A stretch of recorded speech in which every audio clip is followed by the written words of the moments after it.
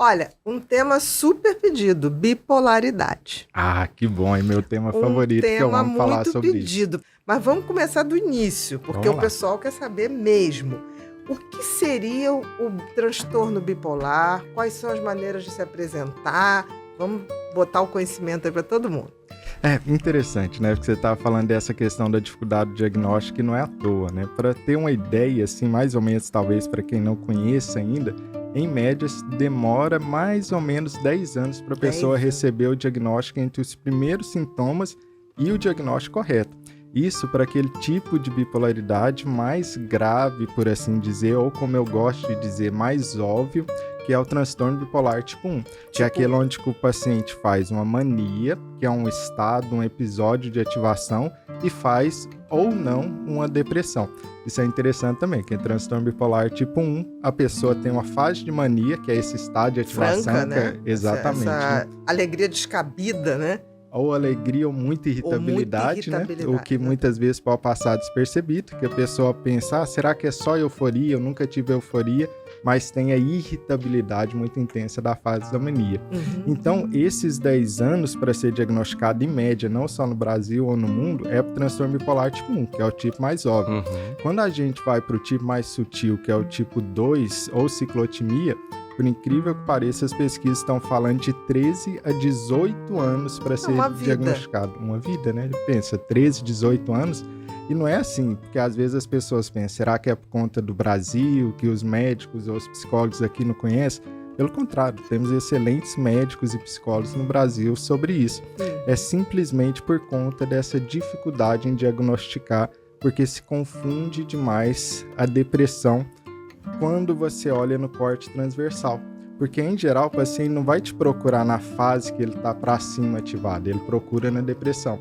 E aí fica a dificuldade de diagnosticar e diferenciar. Olha, isso aqui é uma depressão unipolar ou isso aqui é uma depressão bipolar. E isso importa porque os tratamentos são totalmente diferentes. Exatamente. Diferentes. E pior ainda, se eu pego esse caminho aqui, que essa é uma depressão unipolar, e eu diagnostico errado, eu vou passar antidepressivo. E o antidepressivo para depressão bipolar pode piorar muito o quadro. Então não é só que o tratamento não vai funcionar, ele pode até piorar a pessoa. Daí essa grande importância, né, de aprender a diagnosticar corretamente, de entender o que é transtorno bipolar. Né? Mas você falou aí do tipo 1, do tipo 2 e a ciclotimia. Aí tem uma coisa super interessante, né? Porque até hoje você tem duas visões, uma muito tradicional que é transtorno bipolar é só o tipo 1 e o tipo 2. E uma outra visão que é a mais moderna, né? Que em geral é o que todo mundo hoje em dia... Que hoje as pessoas já estão aceitando, né? Exatamente. Essa complexidade, é quase um espectro, né? Perfeito, é isso, né? Que é essa visão moderna de espectro bipolar. Então, se você tem essa visão mais antiga, por assim dizer, que bipolaridade é só o tipo 1 e tipo 2, você tem 1% da população, bem pouquinho. Mas quando você expande a sua visão para pensar em espectro bipolar, isso vai para 4,8% da população, né? Então, no Brasil, a gente está falando o quê? 40 milhões de pessoas? 4%? 4% seria? dá, vamos fazer as contas, 8 milhões. 8 milhões. 8 milhões de pessoas. Psiquiatra é ruim de matemática, mas a gente conseguiu. Somos. A gente está com 220 milhões de habitantes. 220 vai dar uns 8 milhões de pessoas 8 por milhões, aí, né? Isso mesmo. Aí o espectro bipolar a gente está falando de tipo 1, tipo 2, ciclotimia e algo que é super comum, mas que em geral não é falado, que é bipolar sem outra especificação. Ou bipolar não especificado. E o que é isso? É uma depressão que é diferente, ela tem algo mais. E você vê alguns tipos de características que pode te dar a pulga atrás da orelha, te dar a pista de que, você está falando olha aí, bipolar sem especificação. Sem especificação. O que seriam essas características dessa bipolaridade? Você vai ver um tipo de depressão, atípica, por exemplo, ou coisas como não responde a antidepressivos. Essa é uma grande dica para compreender se essa depressão é bipolar. Essa não responder é o quê? A pessoa melhora e logo depois fala, passou o efeito, aí troca um antidepressivo. Passou o efeito, troca um antidepressivo. Começou a usar mais de 3 ou 4 antidepressivos, pode saber, tem algo diferente, precisa ligar o sinal da alerta. Não é só uma depressão.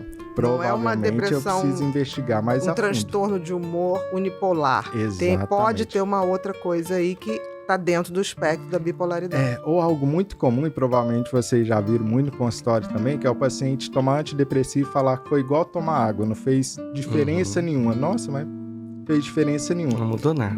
Exatamente, porque aquela depressão pode ser bipolar, então esse é um sinal de alerta. Ou aquele clássico que acontece, toma um antidepressivo e faz uma virada. Ou a pessoa fica eufórica, como a gente comentou, no estado ativado, ou ela vai para uma coisa que chama estado misto, onde que ela fica inquieta, ansiosa, irritada, ativada à noite, não consegue pegar no sono à noite. Tudo isso são características de, olha, vamos olhar para essa depressão com mais carinho. Isso pode não ser uma depressão unipolar, isso pode ser transtorno bipolar. Dentro desse espectro, né? Dentro desse espectro bipolar, né? Mas tem muito mais do que o padrão, do que assim, aquela coisa clássica, né? Que é o tipo 1. Antigamente se falava doença psicose maníaco-depressiva. Exatamente. Que só tinha aquilo, né? Hoje você tem o tipo 1, o tipo 2, esse, né? Sem outras especificações. E a ciclotimia? A ciclotimia também é super está dentro. Com certeza. Está dentro do espectro bipolar. E ela pode muitas vezes, na verdade, muitas vezes confundido com transtorno de personalidade ou a pessoa é instável. Não, ela é desse jeito mesmo, essa é a personalidade dela. Que basicamente é uma oscilação de humor entre o polo depressivo e o polo de ativação e que isso dura mais de 2 anos e, por ser mais sutil essas alterações, acaba se confundindo com a personalidade. É aquela pessoa que ela é mais instável emocionalmente. Às vezes ela começa uma faculdade e não termina, e vai para outra, começa e não termina. Vários trabalhos. Ou pode ter instabilidade nos relacionamentos. E isso fica muito confuso quando a gente olha para transtorno de personalidade emocionalmente estável, como borderline. Exatamente. Vai se confundir demais ciclotimia com transtorno de personalidade borderline. E isso a gente precisa então ver um intervalo de tempo de no mínimo 2 anos, onde que essas oscilações de humor constantes acontecem e principalmente que não teve nenhum intervalo de 2, 3 meses onde que isso não aconteceu. De falar, não, ela ficou bem em 1 ano, mas aí de repente já começou a oscilar. Não, peraí, então provavelmente não é ciclotimia. Eu preciso ter oscilações constantes ao longo de 2 anos, pelo menos. Você está falando isso. Enquanto eu clinicava, eu via muito isso. Pessoas que chegavam, que depois eu constatava, na maioria das vezes era até borderline, e as pessoas vinham todas com diagnóstico bipolar. E tratada para lítio. Que, assim, não tinha uma resposta muito boa para o borderline, que se esperava ter uma resposta melhor para a bipolaridade. Mas, ao mesmo tempo, eu sempre notava que o transtorno de personalidade instável, ou borderline, ele está ali desde a adolescência. Ele está ali um pouco antes. Não foi uma coisa que começou a ciclar. A pessoa já era instável. É muito importante. E também tem sempre uma coisa do gatilho emocional. Aquela coisa de... em geral, alguma coisa relacionada a relacionamento afetivo. Sim. Que na adolescência acontece muito, né? A primeira paixão. No caso da bipolaridade, né? Essa ciclotimia que pode confundir muito com borderline.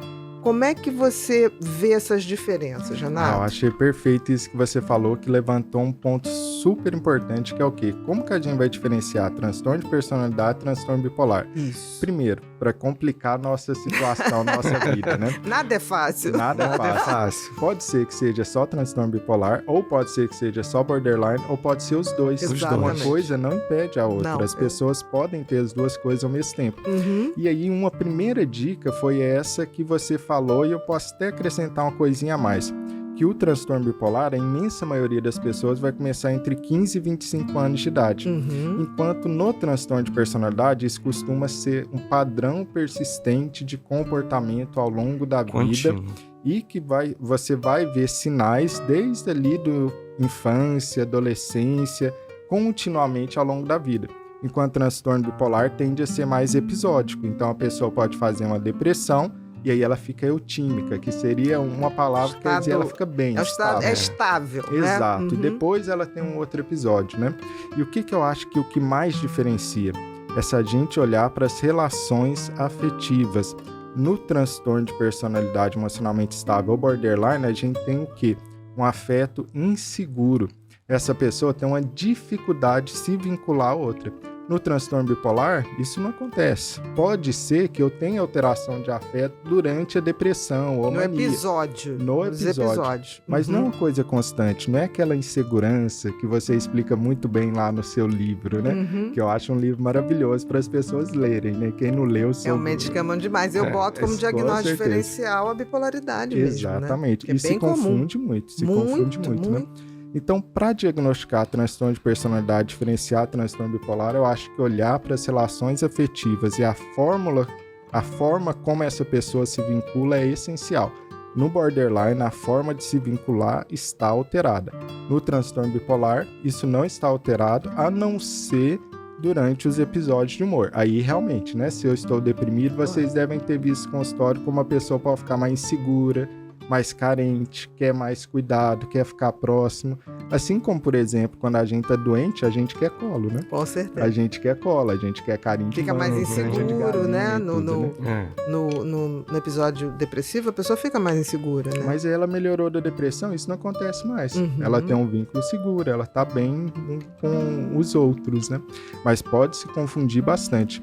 E lembrando que o transtorno bipolar começa 70% antes dos 30 anos. Ou seja, é um início que é de jovens ou final de adolescência. Final de adolescência para a vida adulta. Exatamente, né? E o borderline tem uma coisa bem interessante que eu fiz questão de fazer um capítulo no Mentes que Amam Demais sobre a questão da criança, da infância. Porque tem muitas escolas que colocam assim, não pode fechar um diagnóstico na infância. Mas não estão dizendo que fecha. Transtorno de personalidade você não fecha na infância.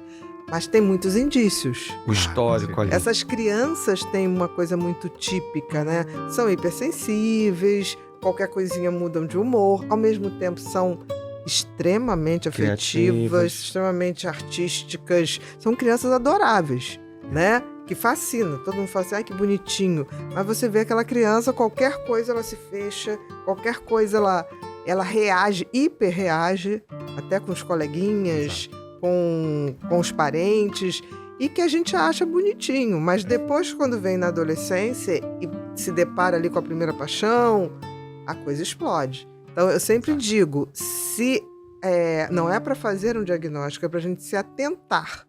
Olhar lá na frente. Não é tipo assim, se precipitar. Porque tem gente que fala assim, não, mas você não pode rotular. Não é uma questão de rotular, pelo contrário, é uma questão de estar atento a algo que está por vir. Exatamente, porque uma coisa que a gente já precisa deixar bem clara é que diagnóstico não é rótulo. Diagnóstico é o primeiro passo que vai abrir as portas, esse diagnóstico correto é o primeiro passo que vai abrir as portas para começar a tratar, cuidar daquilo e sair do tanto de prejuízo que isso pode dar na vida de alguém, né? Que são muitos, né? Muitos, imagina, né? Você ter um transtorno bipolar, uma bipolaridade ou transtorno borderline não tratado é terrível, né? Como a gente acabou de ver, existem vários e vários tipos de bipolaridade, vários tipos de espectros disso, como bem disse o Dr. Renato e a doutora Ana Beatriz. E a gente viu que também tem bastante similaridade e até confusão com o borderline. De qualquer forma, inscreva-se no canal, deixe o seu like, deixe o seu comentário aqui, porque eu vou soltar mais cortes, mais conteúdo para vocês sobre bipolaridade. Beleza? Um abraço!